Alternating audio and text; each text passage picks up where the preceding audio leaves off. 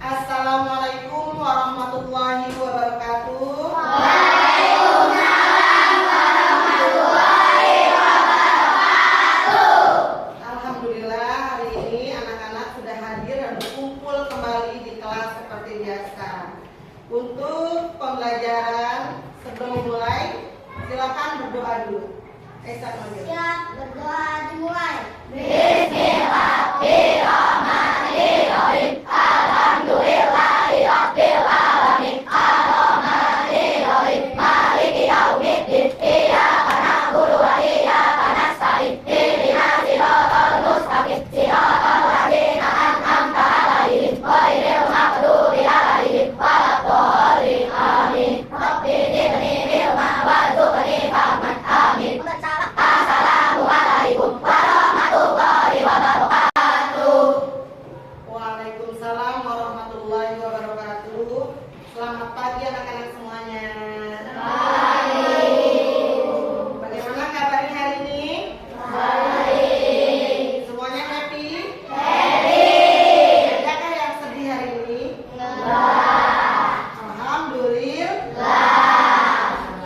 Sebelum pembelajaran dimulai, Ibu akan menunjukkan video tentang 7 kebiasaan anak Indonesia. Kita simak sama-sama ya.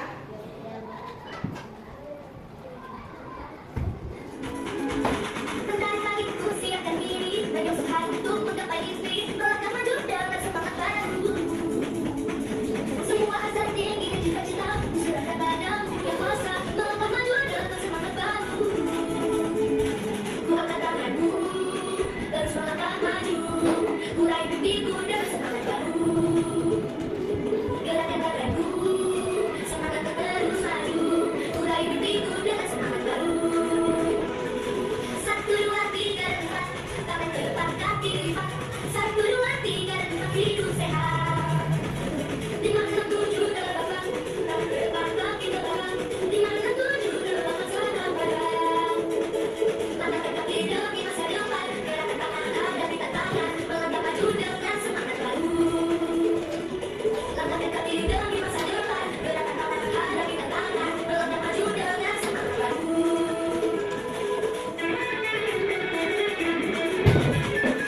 Langkah serentak bergerak jalan, saling berlomba semua kawan. Langkah serentak bergerak jalan tanpa lawan. Kisah hati kita jadi kampus, maka berdiri kita jadi guru. Anak-anak hebat Indonesia kuat. Kisah hati kita jadi kampus, maka berdiri kita jadi guru. Anak-anak hebat Indonesia kuat. Langkah serentak Ya, tentunya anak-anak sudah tidak asing lagi ya dengan 7 kebiasaan anak Indonesia. Yang pertama apa tadi? Bangun pagi. Lanjut yang keduanya? Berolahraga. Dan yang ketiga? Yang keempat? Belajar. Yang kelima? Bermasyarakat. Makan bergizi ya. Terus yang keenam bermasyarakat. Dan yang ketujuh adalah hidup cepat. Apa yang bisa menjadikan kamu tidurnya larut malam? Biasanya apa yang kamu kerjakan? Main game. Terus? Main apa? Main HP. Ibu akan menyampaikan tentang pembelajaran coding dan kecerdasan artifisial. Siapa yang pernah dengar kata-kata coding? Ada? Belum pernah dengar? Coding itu apa? Kecerdasan artifisial. Siapa yang pernah dengar? Belum? Kalau Bu Guru bilang, kamu tahu AI tidak? AI kamu tahu? AI itu adalah kata lain dari kecerdasan artifisial. Ya, AI adalah kecerdasan artifisial. Jadi kecerdasan buatan. Kecerdasan artifisial itu adalah kecerdasan buatan. Nah, sini Ibu kita akan mempelajari tentang coding dan kecerdasan artifisial. Nah, jadi tahu ya, AI itu apa? Kecerdasan artifisial itu apa? Coba. Tujuan pembelajaran dari coding dan kecerdasan artifisial adalah menjelaskan pengertian berpikir komputasional. Yang pertama. Yang kedua adalah menyebutkan contoh kegiatan sehari-hari yang membutuhkan berpikir komputasional. Dan yang ketiga adalah menyusun langkah-langkah sederhana secara logis dan terstruktur untuk menyelesaikan masalah. Kalian tahu tidak? Berpikir komputasional itu seperti apa? Apa sih berpikir komputasional itu? Ada yang bisa kasih jawaban? Tidak? Ya. Sekarang kita lihat. Apa itu berpikir komputasional? Yang pertama, berpikir komputasional adalah cara berpikir untuk menyelesaikan masalah layaknya komputer. Kamu tahu komputer? Tahu. Yang kedua, bukan berarti kita harus menjadi robot, tapi cara berpikir ini membantu kita memecahkan masalah besar menjadi bagian kecil yang lebih mudah. Dan yang ketiga, berpikir komputasional adalah melatih otak manusia agar tetap dapat berpikir secara logis dan sistematis sehingga mampu menyelesaikan masalahnya. Gitu. Jadi cara berpikir kita itu seperti cara berpikirnya komputasional, ya. Pentingnya berpikir komputasional. Yang pertama adalah membantu menyelesaikan masalah dengan mudah. Yang kedua, membantu mengambil keputusan yang lebih baik. Yang ketiga, mengajarkan berpikir kreatif. Dan yang keempat, membantu menghemat waktu. Selanjutnya, membantu beradaptasi dengan teknologi. Sekarang ini kita zamannya zaman digital, ya kan? Apa-apa menggunakan alat-alat digital. Termasuk cara berpikir kita pun dituntut untuk berpikir komputasional. Gitu. Selanjutnya, ada 4 prinsip utama dalam berpikir komputasional. Dekomposisi, ya, yaitu cara memecahkan masalah menjadi bagian kecil. Contohnya, yaitu seperti membuat kopi. Ya, cara membuat kopi kan tidak langsung ada kopi di dalam cangkir, tapi ada prosesnya. Apa yang pertama kamu siapkan ketika membuat kopi? Siapkan cangkir dulu, siapkan kopinya, gulanya, air panasnya. Tuang kopi di dalam cangkir, dikasih air panas, diaduk baru disajikan. Tidak langsung kan tahu kopi di dalam cangkir, tapi ada tahapannya, ada cara-caranya. Masalah yang besar diselesaikan menjadi bagian-bagian kecil untuk mudah diselesaikan. Itu yang pertama, dekomposisi, ya. Yang kedua adalah pengenalan pola. Mencari kesamaan pola dari masalah yang pernah kita hadapi. Kamu nanti biasanya dalam pelajaran coding itu ada pengenalan pola-pola, ya. Kamu dituntut, misalkan contohnya di segitiga, lingkaran, ya, titik-titik, lingkaran, segitiga, lingkaran. Ini kosong ini apa, bentuk apa sih? Terpola kan ini, ya, ada polanya kan? Segitiga, lingkaran, segitiga, lingkaran, segitiga, lingkaran. Kita dituntut berpikir seperti itu. Pahami dulu pola-polanya, gitu, ya. Nanti kamu akan menemukan materi-materi seperti pengenalan pola dalam pelajaran coding. Kita jadi harus berpikir kreatif, harus benar-benar berpikir kritis. Ini polanya apa? Pahami dulu polanya. Yang kedua, yang ketiga adalah abstraksi, yaitu fokus pada hal-hal yang penting dan mengabaikan detail yang tidak relevan. Contohnya, seperti melihat peta, kita hanya butuh informasi jalan utama, tidak perlu tahu detail pohon atau rumah sepanjang jalan. Contohnya seperti kamu melihat Google Map, ya. Kalau kita mau ke suatu tempat belum tahu jalannya, biasanya kita menggunakan Google Map. Pernah? Siapa yang pernah menggunakan Google Map?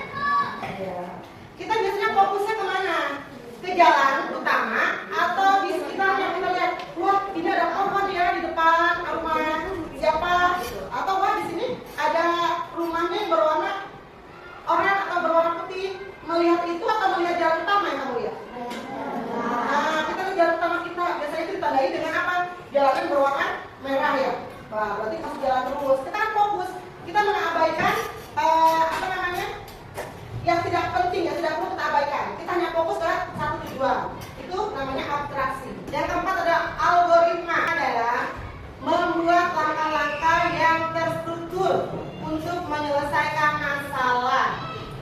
contoh dalam kehidupan sehari-hari itu seperti kita membuat nasi goreng, masakan nasi goreng. Ada cara-caranya nggak? Nah, itu kita dituntut berpikir seperti itu. Ada cara-cara. Yang pertama apa buat nasi goreng? Tentu kita menyiapkan nasi. Selanjutnya bumbu-bumbunya, ya termasuk kecap. Setelah itu memanaskan minyak.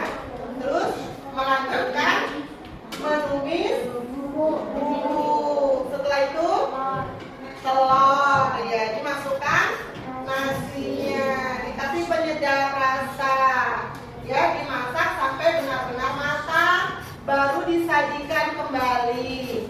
Itu adalah prosedur atau tata cara membuat nasi goreng. Nah itu dikenal dengan istilah algoritma, gitu. Jadi ada langkah-langkah yang terstruktur untuk menyelesaikan masalah. Jadi ada 4 aspek yang dalam pembelajaran berpikir komputasional. Yang pertama adalah dekomposisi. Yang kedua adalah pengenalan. Yang ketiga apa? Abstraksi. Yang keempat adalah algoritma. Kamu harus paham 4 aspek ini. AI itu kan kita hanya memberikan perintah, ya langsung keluar. Apa yang kita perintahkan jelas terstruktur, akan muncul jawaban. Ya, menghemat waktu nggak kalau kita menggunakan AI? Menghemat waktu. Misalkan dari foto aja, kita upload foto, di situ kita kasih perintahnya, tolong ubah foto ini menjadi kartun apa? Nanti yang otomatis akan berubah langsung dia, gitu. Atau kita mencari tugas apa, gitu ya, dengan bantuan AI kita bisa langsung cepat dapat. Gitu. Jadi kita untuk anak SD sekarang dituntut untuk pengenalan coding atau cara berpikir komputasional, kecerdasan artifisial. Ya, paham nggak? Mau kasih kesimpulan dulu ya. Jadi kesimpulan dari berpikir komputasional adalah cara berpikir untuk memecahkan masalah yang rumit, masalah yang besar, bisa kita susun menjadi bagian-bagian kecil sehingga bisa terselesaikan dengan baik. Selanjutnya, coding adalah cara kita memberikan perintah kepada komputer. Jadi kamu misalkan dengan menggunakan AI, kamu perintahkan rubah foto ini menjadi kartun TV, misalkan langsung kan berubah. Nah itu namanya coding. Cara memerintahkannya kepada komputer atau alat-alat digital lainnya. Kecerdasan artifisial atau AI, komputer yang bisa belajar dan berpikir seperti manusia. Ketiganya saling berkaitan. Jadi berpikir komputasional, coding, dan kecerdasan artifisial ini, ketiganya ini adalah saling berkaitan erat dan sangat berguna di era digital saat ini. Dengan menguasai ketiganya, kamu bisa menjadi problem solver yang handal di masa depan. Ya. Nah, jadi walaupun seperti itu, kalau kamu sudah menguasai alat-alat digital dari sekarang, tapi digunakan dengan hal-hal yang positif, tidak boleh digunakan hal-hal yang negatif. Gunakan sesuai dengan proporsinya kamu sebagai seorang pelajar.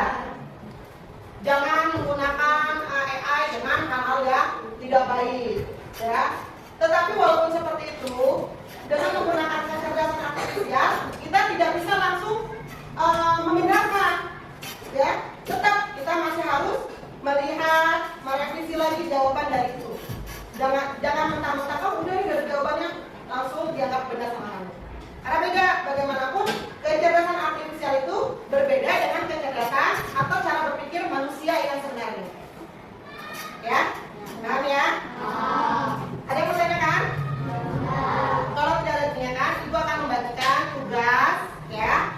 Tugas ini nanti diselesaikan secara berkelompok. Kalau kamu sudah selesai menyelesaikannya, nanti presentasikan ke depan kelas.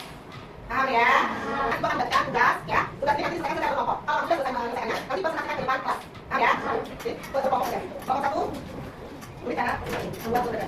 Yang kedua, membuat tugas materi, tulis apa ya? Dan yang kedua, ini kamu lihat ya, yang apa ya? Lihat banyak warnanya. Silakan presentasikan. Kami dari kelompok 1 akan Lanjut kelompok 2. Silakan. Sudah tampilannya.